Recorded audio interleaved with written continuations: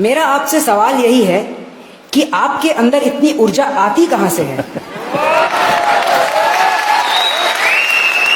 हमें पता है कि आप योगा करते हैं, लेकिन आप हमें यह बताएं कि यह ऊर्जा हम भी अपने लाइफ में यूज करके देश हित के लिए आगे हम यूज करके अपनी देश हित के लिए काम कर सकें आपकी यह ऊर्जा से।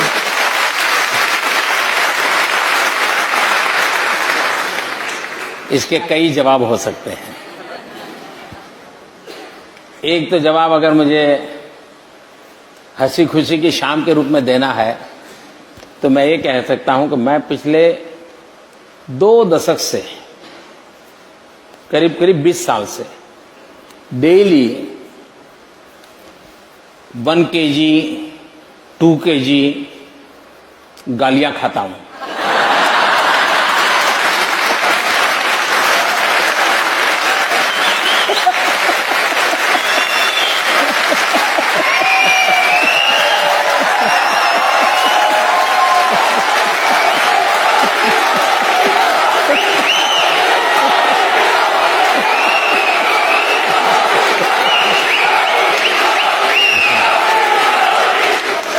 लेकिन सीधी सीधी बात मैं बताता हूं सरल। एक पुरानी शायद घटना आपने सुनी होगी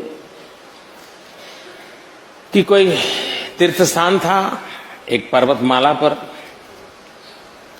और तराई के अंदर कोई संत महात्मा बैठे थे और एक 8 साल की बच्ची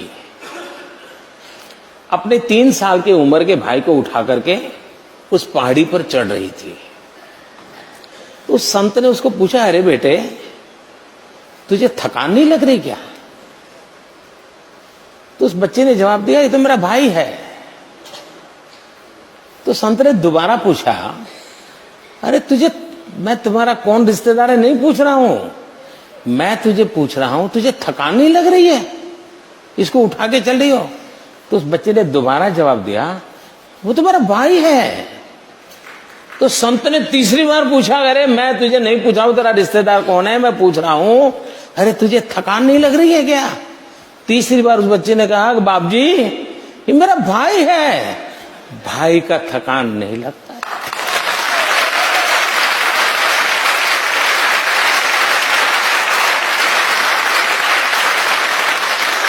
मेरे लिए 125 करोड़ देशवासी ये मेरा परिवार है।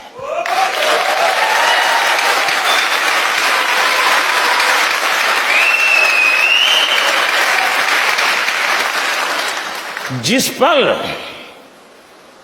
आप अपने जीवन में देख लीजिए,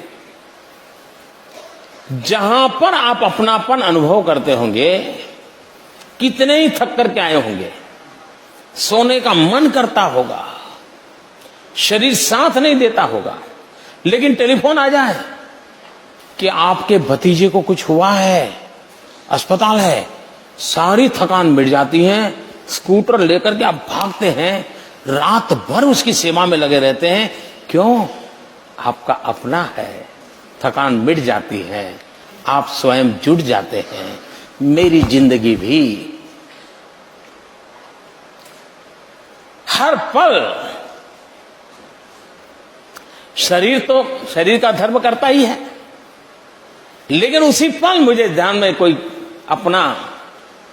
अपनों के लिए कभी त्रिपुरा से कोई खबर, कभी केरल से कोई खबर, कभी दिल्ली से कोई खबर, तो फिर मन करता है, अरे उठो यार, चलो दौड़ो।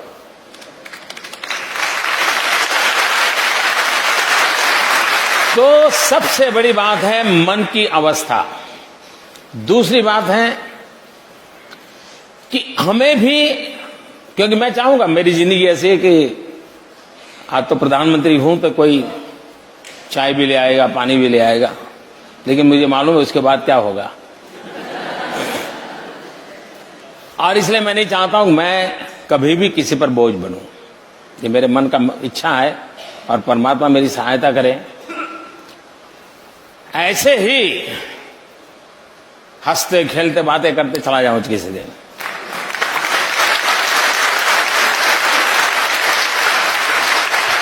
जिंदगी में किसी पर बोझ न बनूं, और इसलिए शरीर को जितना फिट रख सकता हूं, शरीर से जितना काम ले सकता हूं, जितने नियमों का पालन कर सकता हूं, जितना भी मैं सीख पाया हूं, उसको मैं जीने का प्रयास करता हूं। और मैं सभी नौजवानों से कहना चाहूंगा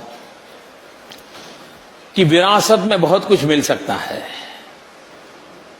लेकिन अपने आप को फिट रखना, या अपने माँ बाप की विरासत के ऊपर भरोसा नहीं रख सकते, वो आपको अपने आप करना पड़ता है जी। वो विरासत में आपको ऊंचाई दे सकते हैं, विरासत में चमड़ी का कलर दे सकते हैं, विरासत में बढ़िया आंखें दे सकते हैं, नाक नक्शे दे सकते हैं, लेकिन भीतर की तबीयत तो आपको संभालनी ही होती है। और मेरा अनुभव कहता है कि एक डिटैचमेंट जो होता है वो अपने आप एक बहुत बड़ी ताकत होता है। और दूसरा, नियमों से जिंदगी जीने से आप जिस काम के लिए निकले हो उस काम के लिए अपने आप को योग्य बना सकते हो। हमने जहां है वहां किसी पर बोझ नहीं बनना चाहिए। हो सके उतना हमने जीवन ऐसा जीना चाहिए कि कभी किसी पर बोझ न बने। और ये फिटनेस मंत्र तो आपने दे ही दिया कि फिटनेस विरासत में नहीं मिलती। हाँ ये तो आपने यूज खुद ही करनी पड़ती है।